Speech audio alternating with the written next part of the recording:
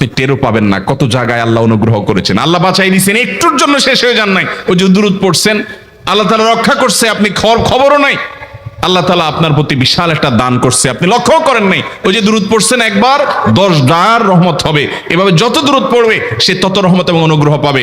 এক সাহাবী বলেছেন, ইয়া রাসূলুল্লাহ, আমি আমার দোয়ার কত অংশ আপনার জন্য রিজার্ভ রাখবো? আমি তো আল্লাহর কাছে অনেক কিছু চাইবো, অনেক কিছু নিবেদন করব, আপনার জন্য যেন আল্লাহ রহমত নাজিল করে, এটাই হলো দুরূদ। এই দুরূদটা আমি কি পরিমাণ রাখবো?